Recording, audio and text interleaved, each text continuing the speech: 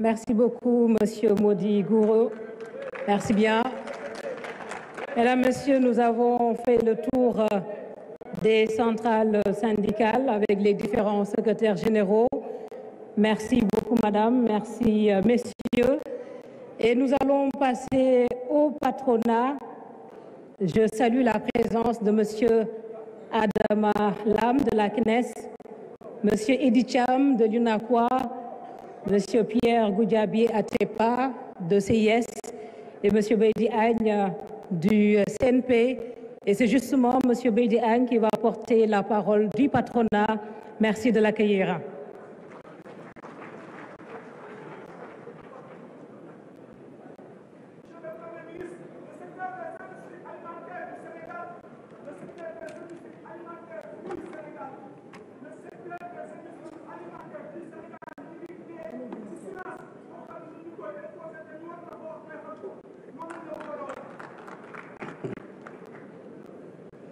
Monsieur le Premier ministre, je suppose que ce n'est pas parce que les syndicats sont plus importants que le patronat qu'il y ait 20 personnes du syndicat et peut-être une personne du patronat qui va parler. Ou bien c'est la relation une contre 20. C'est l'organisation. Monsieur le Premier ministre, Monsieur le ministre du Travail, de l'Emploi et des Relations avec les institutions, Madame et Messieurs les ministres, Monsieur le secrétaire d'État, Monsieur le Président du Haut Conseil du dialogue social, Monsieur le Président de la CNES, de l'UNACOIS, du CIS, je pense qu'il y a les représentants du MEDES et peut-être qu'il y a d'autres présidents d'organisations patronales, donc je les salue, chers partenaires secrétaires généraux des centrales syndicales des travailleurs, Mesdames et Messieurs les chefs d'entreprise, chers invités. Monsieur le Premier ministre, au nom de mes pairs du secteur privé, nous vous disons que l'espace du dialogue social tripartite, l'espace du travail décent et productif, l'espace d'une citoyenneté active à l'écoute des partenaires sociaux signataires de conventions collectives nationales et sectorielles.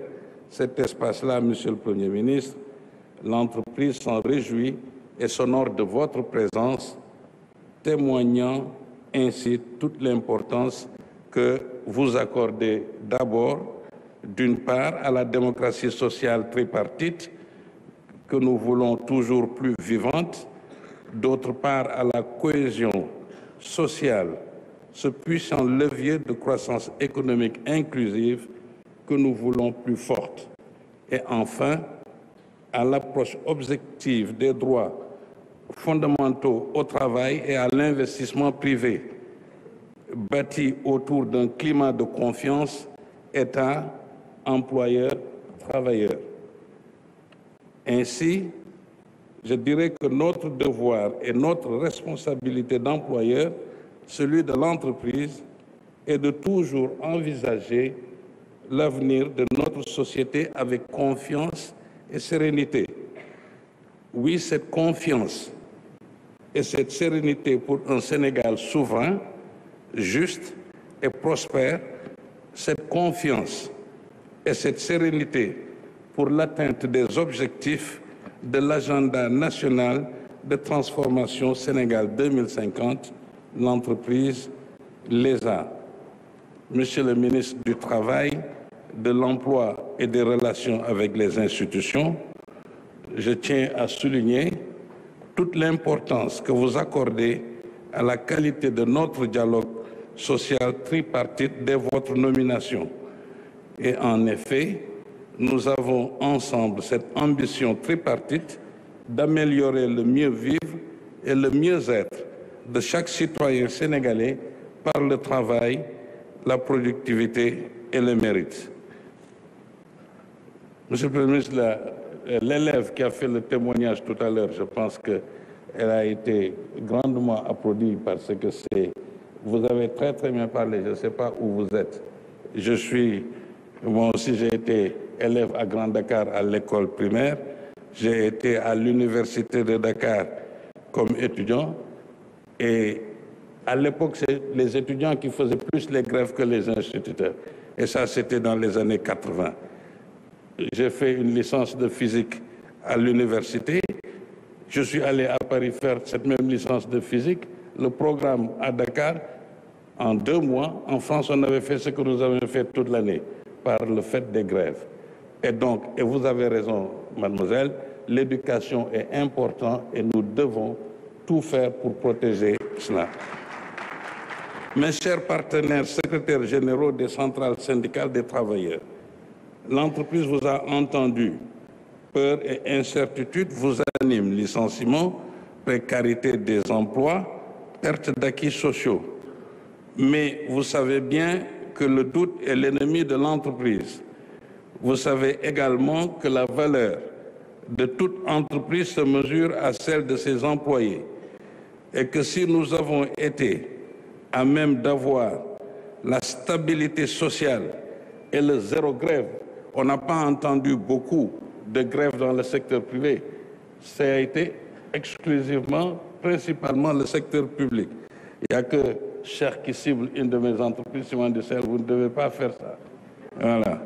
Et donc, zéro grève dans le secteur privé, c'est parce que nous nous sommes toujours parlé et compris.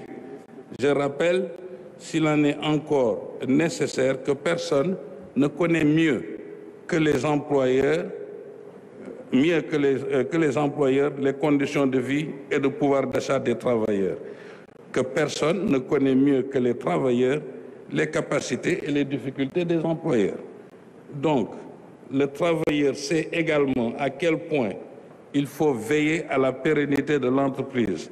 Lorsque l'entreprise est en difficulté, elle n'a pas d'autre levier que de se restructurer en respectant les dispositions du Code du travail et lorsqu'il est possible à l'employeur de mettre en œuvre un plan social d'accompagnement, il le fait aussi.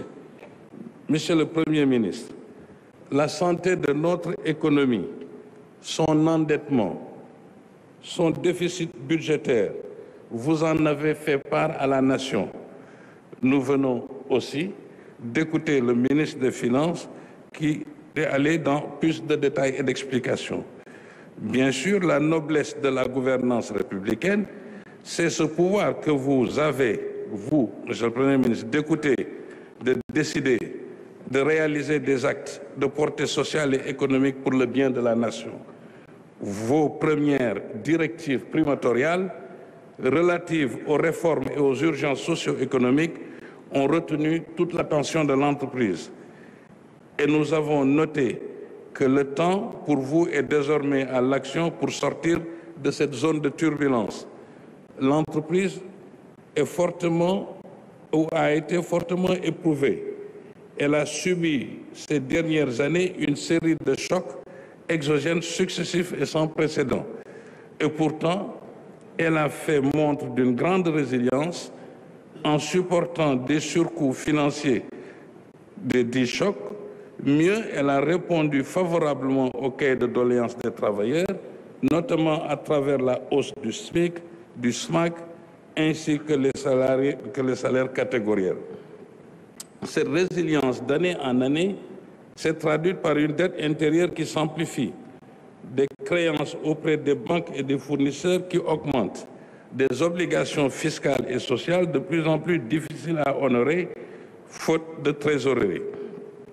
Les chefs d'entreprise, quel que soit leur secteur d'activité et la taille de leur entreprise, nous disent, Monsieur le ministre, Monsieur le Premier ministre, que la situation est difficile et qu'ils ont aussi un peu sur le dos les impôts qui poussent, la douane qui pousse, le contrôle économique et l'inspection du travail.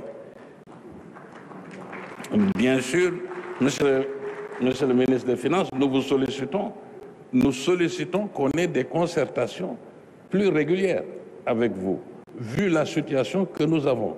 C'est une sollicitation et une demande du secteur privé, Monsieur le Premier ministre, d'une façon générale, à plus de concertation avec tous les ministres. Et la demande, quand le secteur privé sollicite, c'est généralement pour des intérêts pour le pays. Et nous renouvelons cette demande. réajustement de notre politique économique et budgétaire, ils les comprennent. Les contraintes de l'État également. Cependant, même si c'est difficile pour l'État, n'oublions pas que le chef d'entreprise n'a ni les capacités de l'État, encore moins les leviers gouvernementaux lui permettant d'agir en conséquence. Donc, Monsieur le Premier ministre, chers partenaires secrétaires généraux des centrales syndicales des travailleurs, la qualité de notre démocratie sociale est citée en exemple partout dans le monde. Et cela, nous le devons au sens profond de notre tripartisme constructif. L'ascenseur social, si cher aux travailleurs, ne peut se prendre sans l'ascenseur économique, si cher aux employeurs. C'est l'économie qui nourrit le social. Vous disiez tout à l'heure, les travailleurs c'est important, mais s'il n'y a pas d'entreprise, il n'y a pas de travailleurs. Donc, c'est l'économie qui nourrit le social. À cet effet, si le secteur privé est un acteur clé de l'agenda national de transformation Sénégal 2050, alors on ne saurait se limiter uniquement à un dialogue social tripartite. Ainsi, pour l'entreprise, le dialogue public-privé constructif est un impératif.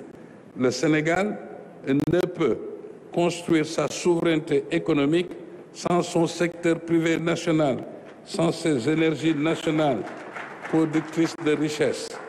Les relations entre l'État stratège et sa grande famille d'entrepreneurs nationaux doivent être bâties sur la confiance, l'engagement, la solidarité, la transparence et le respect mutuel. L'entreprise prend les risques d'investir et ce n'est pas une charge pour la nation, mais plutôt ce partenaire qui contribue à la fiscalité. Cette entreprise-là n'est pas un lieu de privation ou de discrimination pour les travailleurs, mais plutôt ce créateur d'emplois qui permet la promotion sociale, l'égalité des chances et la redistribution des revenus décents. Cette entreprise-là vous renouvelle, Monsieur le Premier ministre, sa totale disponibilité. Oui, sa disponibilité pour notre souveraineté économique, alimentaire, numérique et énergétique. Depuis des années, le secteur privé national demande l'élargissement du contenu local à des secteurs porteurs de croissance stratégique et de souveraineté nationale.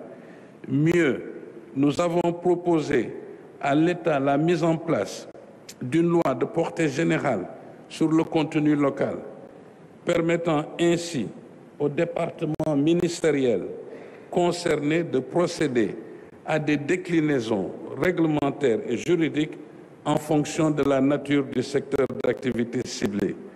Aujourd'hui, Monsieur le Premier ministre, c'est avec une grande satisfaction que nous accueillons la directive présidentielle relative à la finalisation du projet de loi sur la souveraineté économique. Je pense que ça mérite d'être applaudi, ça, par contre. Merci. Merci beaucoup. Cette loi, nous en avons besoin pour une plus forte intégration de notre secteur productif. Soutenir son secteur privé national se pratique partout dans le monde, soit dans le cadre de la législation nationale, soit dans le plus grand silence, mais surtout avec une profonde complicité entre l'État et son secteur privé national. J'ai pensé tout à l'heure, Monsieur le Premier ministre, que Mody Guiro, en fait, nous provoquait, qu'il provoque le patronat. Quand il a fait référence au comité d'orientation stratégique du pétrole et du gaz. En effet, toutes les composantes, Monsieur le Premier ministre, de la nation sont représentées, sauf le patronat, acteur socio-économique majeur dans la création de richesses et d'emplois durables, mais aussi au regard des impacts de la production pétrolière et gazière dans les entreprises. Je pense que c'est une omission, parce que, bon, c'est une omission. Le secteur privé peut-être était présent un peu à travers les institutions comme Conseil économique qui étaient membres et donc il y avait des le patronat était représenté par le Conseil économique au COS-Petrogaz. Maintenant, Guiro, il dit qu'ils sont présents. Société civile, ils sont présents. Le patronat n'est pas présent. J'ai saisi le ministre de l'Énergie. J'ai saisi aussi le président de la République pour dire que peut-être qu'il faut qu'on voit comment on peut arranger ça pour qu'ils ne se moquent pas de nous. Le paiement de la dette intérieure. Nous savons qu'elle est l'une de vos priorités, Monsieur le Premier ministre, que c'est une priorité du gouvernement. Mais nous avons reçu le ministre des Infrastructures il y a 2 jours au sein de nos syndicats de BTP. Donc je ne vais pas revenir là-dessus. Je pense qu'il a reçu les différentes positions et nous avons confiance que Monsieur le Premier ministre, avec le ministre des Infrastructures, nous aidera et le ministre des Finances à attaquer un peu la dette intérieure. La concertation technique avec la Direction générale des impôts et des domaines. On nous informe aussi de sa reprise. En effet, celle-ci est d'une grande importance pour plus de civisme fiscal, plus d'équité, plus de transparence et d'élargissement de l'assiette. Et si tous les citoyens et si tous les acteurs économiques, même du secteur informel et du secteur formel, payent leurs impôts, la pression fiscale sera moins forte sur les mêmes contribuables qui continuent à payer. Donc, comme il dit dans le secteur informel aussi, il faut ñu ñëw yegg si mais aussi yow nee nga ma jottali sa wax si Premier ministre que yow Idi Thiam ak yéen waa UNACOIS am ngoon ay solution yu bëri si njëg bi du loolu nga wax Idi du loolu nga wax da nga ne am ngoon ay solution ma wax ko Premier ministre yéen am ngoon ay solution UNACOIS pour wàññi njëg bi léegi jottali naa ko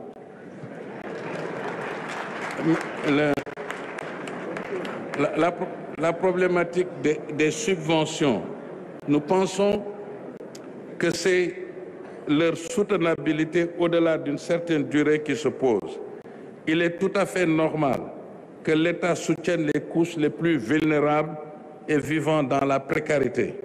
La question est de savoir si toute la population et tous les acteurs économiques ont besoin d'être subventionnés. Ministre des Finances nee nga yow soxlawuloo ko man aussi soxlawuma ko ñin aussi soxlawuñu subventionné. Donc d'accord nañu ak yéen les subventions doivent être mieux ciblées pour donner plus de capacité à l'État.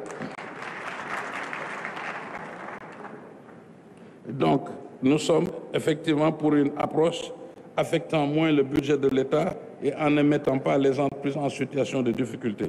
Monsieur le Premier ministre, l'entreprise a noté vos valeurs républicaines, empreintes de citoyenneté, d'équité, de rupture, d'engagement, de travail pour un Sénégal souverain et prospère.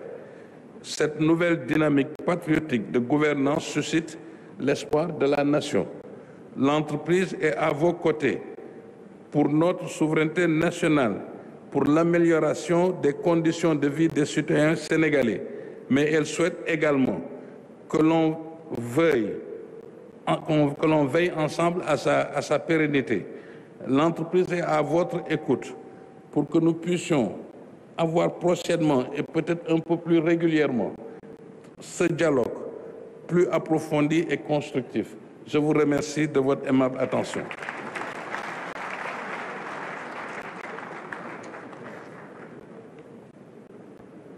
Merci beaucoup, Monsieur Bédi Agne. Mesdames, Messieurs, à ce stade de notre grande rencontre tripartite, nous allons redonner la parole au gouvernement et c'est avec Monsieur le ministre de la Fonction publique, Monsieur Olivier Boucal, sous vos applaudissements, s'il vous plaît.